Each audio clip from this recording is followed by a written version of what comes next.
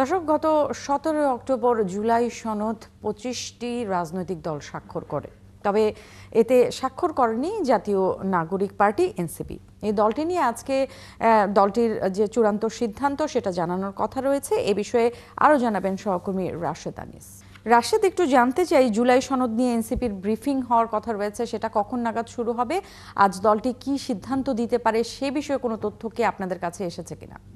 জরুরি কিন্তু একটি সংবাদ সম্মেলন ডাকা হয়েছে। আপনি জানেন যে জুলাই সনদ স্বাক্ষর অনুষ্ঠান কিন্তু এখন পর্যন্ত স্বাক্ষর করেননি এনসিপি। বেশ কিছু কিন্তু আবাসও দেওয়া হয়েছে। আজকে অল্প কিছুক্ষণ পর জানা হয়ে যাবে।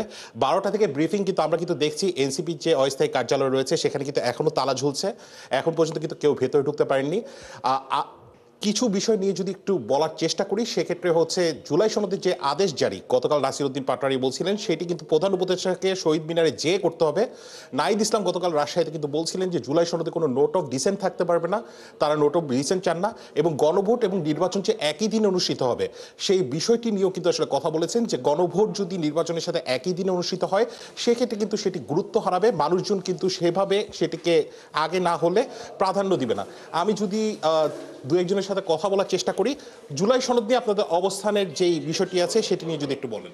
আজকে আমরা তো সংবাদ সম্মেলনে ডেকেছি, সংবাদ সম্মেলনে যখন আসবেন আপনারা 12টার সময় তখনই জানতে পারবেন। একটু যদি বলেন যে কি কি বিষয়গুলোকে আসলে গুরুত্ব দেওয়া হবে।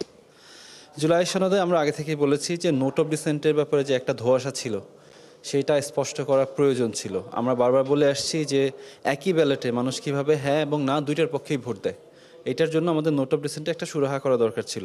ঐকমত্য কমিশন যে সমাধানটা দিয়েছে এটা দেখাচ্ছে যে আমরা কতখানি যুক্তিযুক্ত একটা অবস্থান নিয়েছি।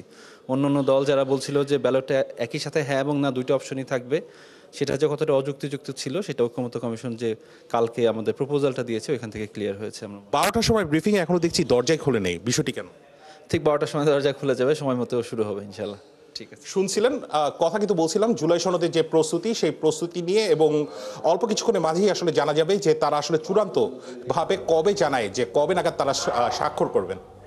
নিশ্চয়ই আপনার মাধ্যমে সেটা আমরা দর্শককে জানানোর চেষ্টা করব। রাশেদ, আপনাকে ধন্যবাদ। দর্শক, আমাদেরকে রাশেদ আনিস জানাচ্ছিলেন যে এনসিপির স্বাক্ষরের বিষয়ে যে ব্রিফিং হওয়ার কথা রয়েছে সেই ব্রিফিংয়ের আপডেট জানাচ্ছিলেন।